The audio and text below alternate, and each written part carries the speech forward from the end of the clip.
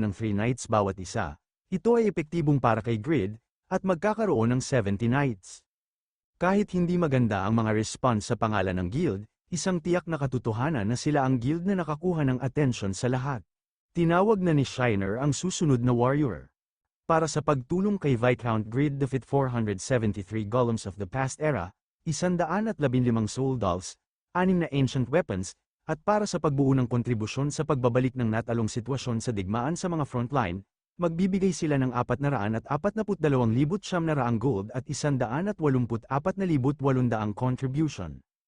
At hindi lang yan, Heroy, Lowell, Euphemina, Ruby, at Sexy High School Girl, gagawaran sila ng title of Earl of the Ethnal Kingdom, nakatanggap ka ng titulo na Kingdom's Hero, isang bayani na nagligtas sa Ethnal Kingdom mula sa isang krisis.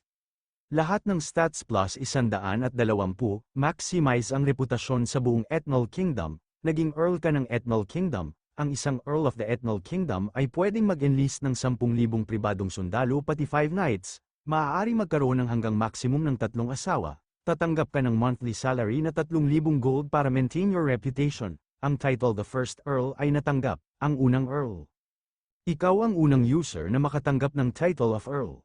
Dignity plus 200 charm plus 500 kung mahigit 500 ang charm mo, considered na kanais-nais siya sa mga lalaki at babae sa lahat ng edad.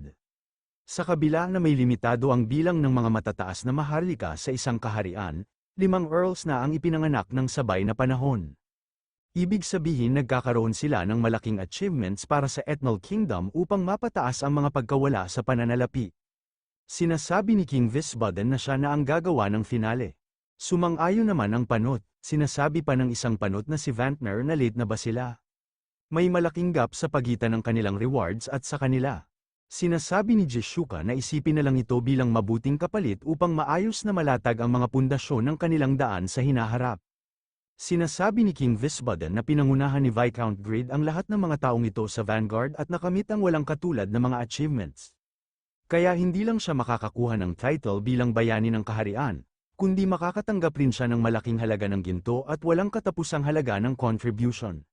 Dagdag pa dyan magtatayo ng isang rebulto niya sa Hall of Fame para sa mga hinaharap na henerasyon upang sa kanyang karangalang at sa mga achievement na ito. Sinasabi ni Jeshuka na walang dapat pagsisihan, ay guarantee na ang pagkakaiba sa ngayon ay hindi maraming kahulugan, nagsisimula pa lang gumalaw ang bagong boss, may marami pang oras para makagawa ng mga achievements, ay award Viscount Grid ng title na Duke, naging Duke ka ng Ethnal Kingdom, natanggap na ang titulo na Kingdom's Hero, ang title na unang Duke ay natanggap, ang unang Duke. Ikaw ang unang user na nakatanggap ng title na Duke. Dignity plus 600 charm plus 800, kung ginawa ang isang rebulto sa Hall of Fame, magaganap ang mga espesyal na epekto. Bilang isang figure na mag-iiwan ng kanilang marka sa kasaysayan, ang iyong reputasyon sa buong kontinente ay tumaas ng 10,000. Batay sa historical background ng kanlurang kontinente, walang limitasyon ng isang duke sa pagpapalawak ng kanilang kapangyarihan. Pero, kung papalawaken mo ang iyong kapangyarihan hanggang sa labas na ito ay lumalabag sa autoridad ng royal family, may risk of conflict. Ako si Grid, nangangako ng walang hanggang katapatan, Your Highness, sinasabi ni Grid na advice niya siya Lowell kung ano ang isusumpa niya sa kanyang loyalty kay King Visbaden lamang at hindi ang royal family. Ang iba pang maharlika ay pinagmamasdan ang mga sasabihin niya. Dahil ba na kailangan na unahin ng hari, sinasabi ni King Visbaden na magpapasalamat ulit siya. Hindi niya maipahayag ang lubos ang kanyang pasasalamat sa kanya, defensive war. Talunin ang malakas na sinaunang armas at ipagtanggol ang kaharian. Malinaw na reward, isang malaking syudad ang mga kontribusyon sa kaharian ay tataas ng 50,000 guild level ay tataas ng 25,000,000 gold. Sa isip-isip ni Grid na dahil nagdala siya ng maraming resulta, may sapat na siyang justification. Oras na para makatanggap ng rewards, may pananampalataya siya na ang kanyang highness ay may compensate sa kanyang performance. Sinasabi ni King Visbaden na tiyak na hindi sapat ito kumpara sa mga achievement na dinala niya, pero sana ay sapat na ito. Ibibigay niya sa kanya ang malaking lungsod ng Riden. Nagulat si Lowell at sa isip-isip nito na kung ang Riden yan. Hindi ba yan ang lungsod sa western edge of Ethnal Kingdom? Nagbibigay si King Visbaden ng isang assignment na may magandang bilang at malaking lungsod. Nagbibigay siya ng isang reward na magpapahirap sa kanya bilang bookkeeper. Nagpapasalamat si Marquis Time dahil siya ay isang Earl dati, at naging Marquis na siya. Oo nga pala, Panginoon Duke na ang tawag niya sa kanya ngayon. Sinasabi ni Greed na anong ibig niya sabihin na thanks to me. Siya ay kasali sa digmaan na may pinakaraming reinforcement sa mga maharlika. Sinasabi ng nakadilaw na buhok na lalaki na sa palagay ba nila, ang lalaki na yan ang magliligtas sa kaharian ng kanya anak, na masakit sa mata na Time na yan. Sinasabi ng naka-brown na buhok na lalaki na isang marquis siya at ang kanyang anak ay isang duke. Ito ang pinakamalaking pangkat sa kaharian, isang mahigpit na kalagayan nito. Ang quest na Rescue Earl's Time Ranked A quest ay nakumpleto na. Ang iyong affinity sa Earl's Time ay umabot na sa maximum. Ang quest na Defensive War Ranked SS quest ay nakumpleto na. Tumaas ng 50,000 ang mga kontribusyon ng Overgeared Guild sa kaharian. Ang level ng Overgeared Guild ay tumaas ng 2. Ang malaking lungsod na Redan ay nakuha. 5 milyong gold ang nakuha, sa isip-isip ni Greed na tapos na. Mula sa puntong ito, panahon na para magpadala ng mga liham ng hamon. Kaya kailangan niyang magpaliwanag ngayon, sinasabi ni Greed na Jeshuka, at lahat sila. At sa isip-isip niya na ito ang magiging unang hakbang niya para lumagpas sa starting line. Sinasabi ni Greed na humihingi siya ng paumanhin, kaso na-delay ang paghingi niya ng paumanhin sa kanila at sa mga ibang dahilan, pero sana matanggap nila ang kanyang sorry. Lubos na lasing siya sa kanyang kapangyarihan, kaya nakalimutan niya ang kahulugan ng team. Kung wala sila guys, uulitin niya ulit ang pagkakamali niya. Kaya gusto niya sana na bantayan nila siya sa lahat ng hakbang niya, at magkakasama sila bilang grupo. Bilang magkakaibigan, at magkakasama, sa isip-isip ni Tobin na humihingi siya ng paumanhin sa situation na ito, habang sila ay kumukuha ng pansin sa mundo, sa isip-isip ni Jeshuka na ang lalaking ito, baka mabagal siya, pero unting-unti siyang nag-step forward. Sinasabi ni Jeshuka na sasabihin ba niya na hindi masama ang kanyang intensyon, protektahan ito habang may natutunan sa kanila, dahil yan ang tungkol sa pagiging kasama. Nagpapasalamat naman si Greed sa lahat. Sinasabi ni King Visbaden na sige, magbibigay siya ng reward of consolation para din sa mga residente, mag-move on na sila sa mga hardship kahapon, simulan na nila ang banquet para kay Duke Greed at sa Overgeared Guild, gulat na gulat at sinasabi ni Richard M. na ang Title Kingdom's Hero Effect ay tataas ng 120 lahat ng stats. Karaniwang may 7 ibang uri ng stats ang mga rank, tataas ng 120 ang bawat isa. Sinasabi ni Senyar na, karaniwan nito ay magkakaroon ng epekto ng pag-level up ng 84 na beses. Naka-jackpot sila, sinasabi ni Greed na excited na ang lahat. Pero para sa kanya, ang 5 million gold na natanggap nila bilang reward ay pie in the sky.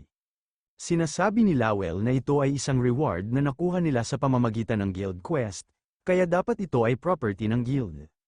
Dapat tigilan niya na ang pagiging greedy niya dito. Sinasabi ni Sihi na Opa, nakakuha sila ni Yerem ng humigit kumulang 400,000 ginto mula sa mga reward.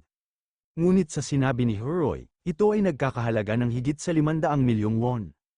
Hawakan niya muna ito para sa kanya, sinasabi ni sexy high school girl na delikado yan. Marami na siyang narinig na nasira ng buhay matapos manalo sa lottery. Sinasabi ni Greed na ang ilan sa kanila ay naghihirap at hindi naman makakain ng isang black bean noodles. Sino ang susugal? Sinasabi ni Lowell na medyo maingat din siya in reality noong first time nakatanggap siya ng ganitong kalaking pera.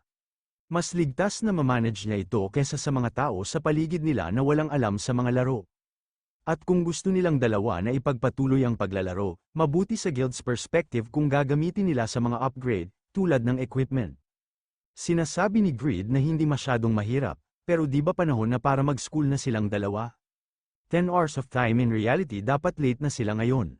Sinasabi ni Ruby na Opa, aalis na muna sila. Sinasabi ni Lowell na ilang mga incredible na mag-aaral ang lumitaw sa isang incredible na pangyayari. Sinasabi ni Greed na hoy, isang bata ka rin. Sinasabi ni Lowell na may hula ba siya kung sino ang nasa likod nito. Maraming nagsasabi na ang tanging tao na kaya makumpleto ang maraming golems na yan at nagdala sa kaharian sa krisis, pwedeng maging isang tao lang sa level ng legendary magician Bram. Naisip niya lang ngayon, hindi ba nag-drop ng kakaibang item ang huling ancient weapon? Sinasabi ni Greed na tama yan, may isa, pero hindi niya ito na-check, sobrang abala siya sa pag-iisip kung paano humingi ng patawad sa Sedeka, isang liham. Yung mga bulok na bato, nag-drop lamang ng mga experience points, pero simple din ang na-drop na item. Isang hindi kilala na magic ang nakabuo ng boses ng isang tao. Sinasabi ni Bram na yon ay walang iba kundi isang simpleng babala, sa kapalit ng pagma. Sa isip-isip ni Grid na direkta sa ulo niya, at ang boses na ito ay. Sinasabi ni Bram na huwag niyang isipin na hindi niya alam na sinira niya ang pangako niya sa kanya. Alam niya ang lihim niya, nag-iipon siya ng pavranium. Magmadali at tanggapin ang mga pagpapala mula sa apat na Diyos upang lumikha ng vessel para sa kanyang kaluluwa. Buhayin niya siya, kung pababayaan niya muli ang pangakong ito, magpapadala siya ng mga hindi maisip na bangungot sa susunod. Sa isip-isip ni Grid na si Bram talaga, ginawa ba niya ang lahat ng mga baliw na yan para lang magbigay ng isang babala? At gusto niyang makuha ang pagpapala ng Diyos ng Yatan, galit ang simbahan sa kanya. Sinabi ni Bram na hindi niya magagawa ang vessel para sa kaluluwa dahil namatay ang pagma, na kanyang ginagawa ng pavranium na magkasama. Ngunit ayon sa mga alamat, namatay ang pagma 100 taon na ang nakakaraan at namatay si Bram ng 300 taon na ang nakakaraan, na mas matagal. Kung totoo ang sinasabi niya, holes at pagkakamali ang timeline. Kung patuloy niyang matatanggap ang tulong mula sa minor, matutupad niya ang kanyang layunin at hanapin ang lahat ng pavranium. Hanggang maaari, kaya niya matipon ang lahat ng pavranium, ang advancement quest story ay mahahanap ng paraan para ipagpatuloy. Hindi naman siya naghihinala sa simula, pero sa palagay niya pinagbabantaan siya nito. Marami na siyang nagawa ng mga kakaibang quests, cancel niya na ang quest niya, isang siyang bastard. Braham's message na sira na, dahil nagtapos na ang pagtitipon sa kuweba at ang malaking insidente dulot ng mga desisyon ni Grid. Ang pagtaas ng Overgeared Guild, na nagsilang ng bagong Panginoon, humantong sa isang pagtitipon ng mga pinuno ng 7 guild na nag-iingat sa paglaki ng kapangyarihan ng Overgeared Guild. Kinabukasan sa Winston Castle, sinasabi ni Grid na nagpahinga na ba silang lahat? Maaari bang makinig sila kay Lowell saglit? Sinasabi ni Lowell na ito ang development plan. Dapat magtipon si Jeshuka ng 3 tao na angkop na talent sa pangangalaga sa Byron.